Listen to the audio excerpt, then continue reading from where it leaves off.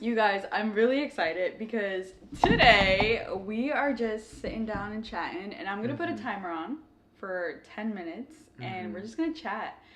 Specifically today, I think that we get a lot of questions about how God brought us together, and I think it's such a God story.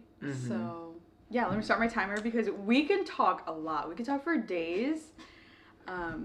Let's see. Let's do it. You got 10 minutes, boo. Let's go. All right. I guess let's start with when was the first time you laid eyes on me? First time I laid eyes on you? On me, babe. On moi.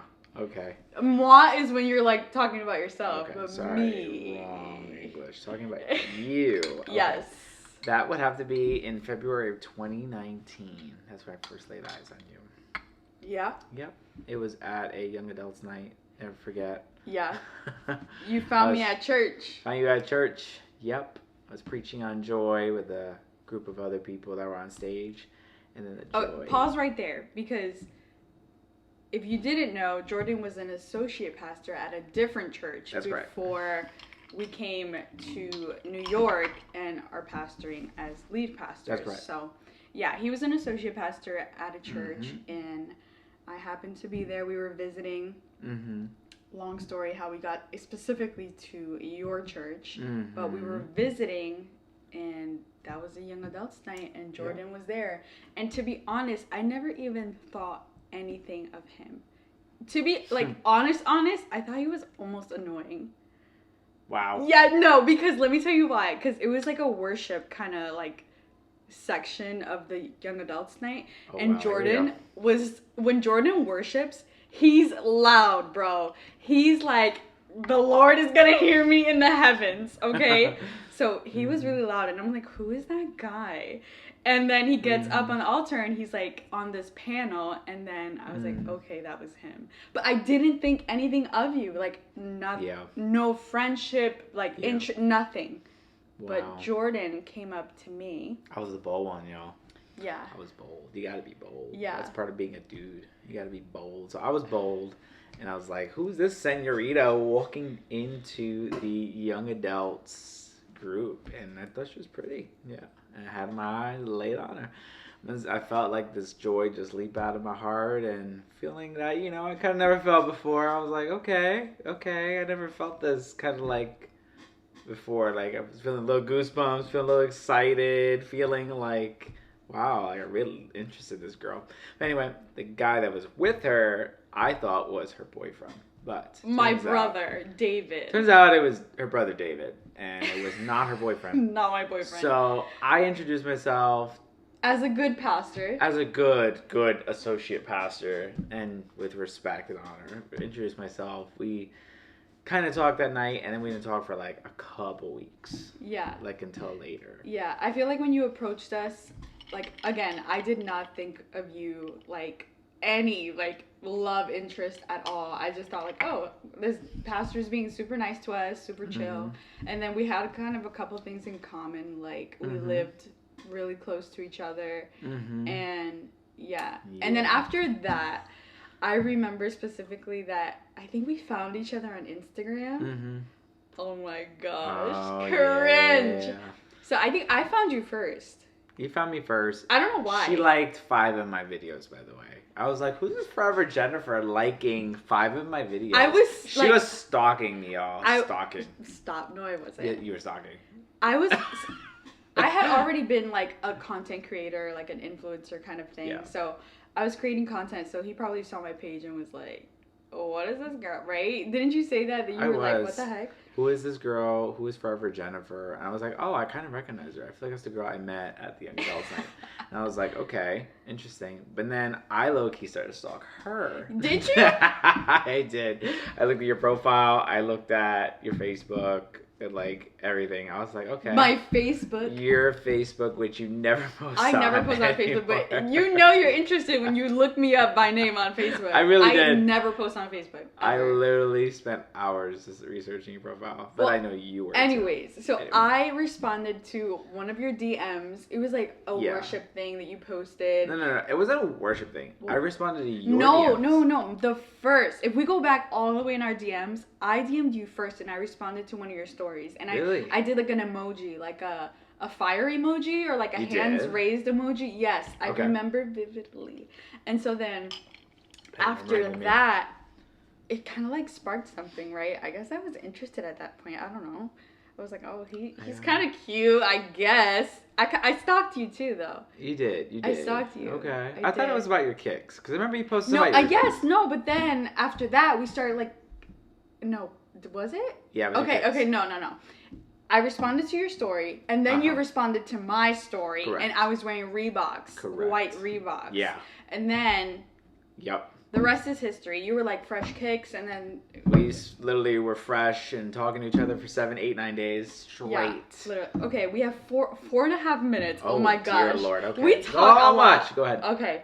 And so then, after that, what happened? After that, well... we were talking for a while. We were building, I feel like, our friendship. Our attraction was pretty clear. But then I kind of became a jerk and I pulled away. That's what ended up happening. Okay, yeah. Yeah, that's what ended up happening. And then I basically sister coded Jennifer by calling her sister. Right. Which is really, really okay, crazy. So he was like interested in me and then he pulled back. And yeah. For certain reasons, I guess. I don't know. Yeah, certain reasons. I think that, it's important, and everybody's listening to that, you watch or monitor the voices of outside opinions and thoughts about people that come your way, and I think I was influenced negatively about you. That's what happened. Resulted in me and pull away, and things, honestly, that weren't even true about you. That opposite we'll find out later, totally weren't true because you're the best and you're my wife now. But about that moment, I listened to too much what people had to say that wasn't true about you, and it caused me to pull back and friend zone you. Yeah. And so I was really like annoyed at that point. I was like, okay, I'm confused. He's giving me like friend code kind of thing. So I remember where like I pulled him aside on a Sunday and I was like, oh, what's wrong? So like bold. Like you were talking to me like we were like interested in each other, and like what happened? Mind you, he was an associate pastor, so I was treading very lightly. I was like, Lord, like what is this? I don't even know how to behave. Like you'd not behave, but like this is a pastor and I don't want to like do the wrong thing, say the wrong thing. And so, yeah, I was treading lightly, but I was interested in you. And I knew the Lord has spoken to me about you. Yeah. That's probably like a topic for another day, but literally I pulled him aside and I was like, what the heck's wrong with you? I didn't say it like that, but I was like, basically get that kind of way. I was like, what's wrong? Like we were really having like a good conversation, like good conversations and like really good relationship happening. What happened? And so he literally said, right now I really need a sister, because like, he's an only child, by the way. He was like, I really need a sister, and that's really what I need right now. I was like, okay, if you want to play the sister card, we're going to play the sister card. So literally a couple weeks later, it was his birthday, and I gave him a card that said, happy birthday, brother. And in it, I was like, if a sister's what you need, a sister's what you got. And it said, happy birthday, brother. Yeah. So, yeah. But in the midst of all that, I think you're forgetting is, after you sat me down, I kind of friend zoned you and wanted to do the sister brother thing. We're such Christians. We love to do that, don't we? God bless you, bro. After we did that, literally our relationship just changed, I felt like. We went from like being so connected to like now just literally friend zoned. And actually Jennifer was sassy. Jennifer like went from wanting to talk to me to not wanting to talk to me. Right. And literally when she wanted to talk to me, it was on my birthday. It was like 11 o'clock text that she sent me. She's like, hey, ...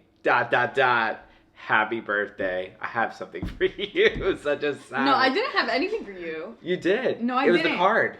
Oh, it was the card. It was the card, it love. It was the card. But it was just so not funny like how you that. said, Good. hey, ... happy birthday at Yeah. 11 o'clock No, at night. I was playing hard to get at that point. Yeah, you I was like, were. okay, he wants to friend zone me, whatever. He has to work for hard. Like, that's it. Right. But rightfully so. I was a jerk. Yeah. I was totally a jerk. And what I learned, honestly, was that I'm very grateful. Now I look back, I'm like, wow. Because I totally could have lost you. Yeah. I totally could have lost you. And I would have understood why. Because of my actions, I was just a jerk. But the fact that Jennifer, especially in that card, wrote, like, hey, if a sister's what you want, a sister's what you got. Like, I'm here for you. And that I immediately had just kind of removed the blinders of just fear that I had, of just skepticism, of just bad opinions about her.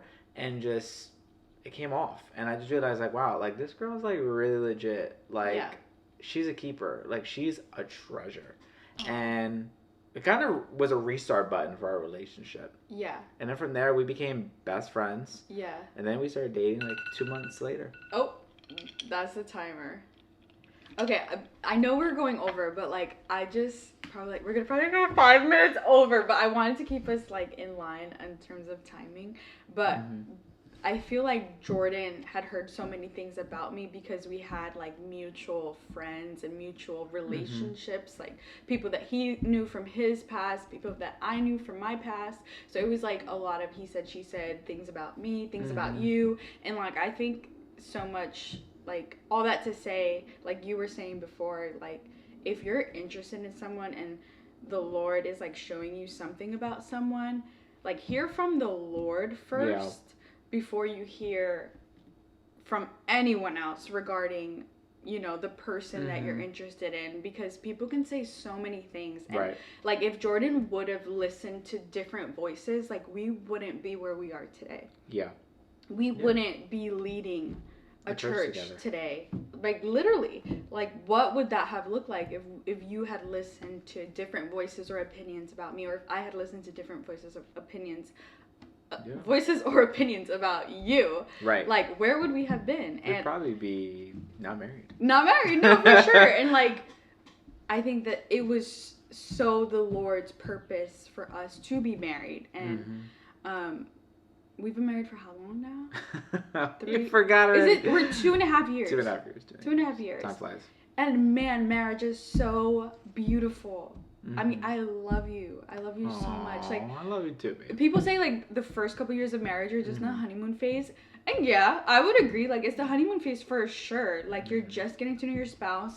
And it's a beautiful time. And it could be, like, hard.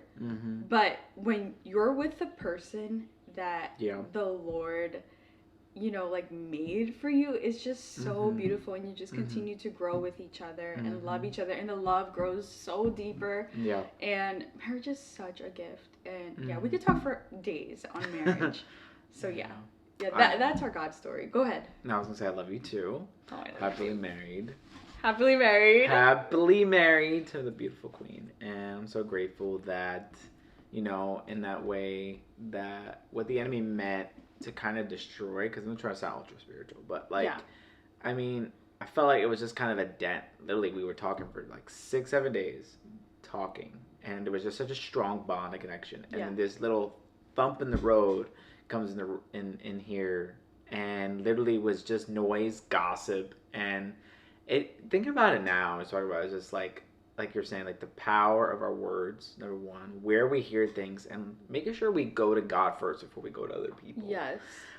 Because not everything we hear, even if it's people that we feel would be trusted resources, may be true. They could even be misguided as well. Yeah. Take things with a grain of salt. Yeah. Chew the meat, spit the bones, as someone of a mentor would used to tell me. You know, take it with a grain of salt. Get to know somebody, especially when you're dating. And I'm so glad that you gave me a second chance. Yes. You did. Yes. You gave me a second chance. You never gave up. So, and here we are today. I love you. Anything else? Anything else you want to say? Anything else I want to say? No, I think on this topic of how we met, it's a great story. It's a great story. There's so many things we could talk about. Bottom line is pray. Yeah. Pray and get to know the person. And also, I think the other half of it is I know for me, coming from my line, like I was coming from just a past relationship that was not healthy and it ended well. Yeah. And I think the part of it was fear. It was just Yeah. so much fear that I had. So when it came to hearing this negativity, this gossip that people were saying about you and your character wasn't true, that fear began to, honestly, was like vomit. It came out. And that fear came out. So I was like, oh my gosh, like, I can't do this. Maybe I got it wrong. And, you know, I'm going to pull back. Yeah. Like your trust. Like you couldn't trust. Right. Yeah. I was very hurt from that. And I didn't allow the Lord to heal. Yeah. And that took time. Before we started dating and even while we're dating, for the Lord to heal that. Yeah. Heal inner Jordan. Heal me to realize as a man that, like, to let that go and have faith and open up my heart as well. Yeah. Not be so guarded either. Yeah. Well, I have a similar story that I was in a 4.5-year relationship where I was really hurt. And so I had gone, Roxy, we're sorry, interrupted by our dog. Roxy, come here. Roxy, come here right now. All right, as we were. Stop it. Anyways, like I was saying. Hey, stop. I had come from a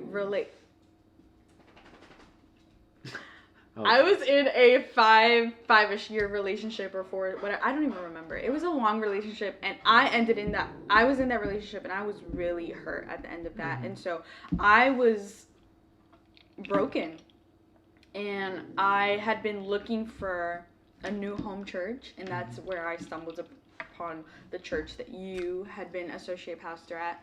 And from brokenness, the Lord used specifically that church to help me and guide me.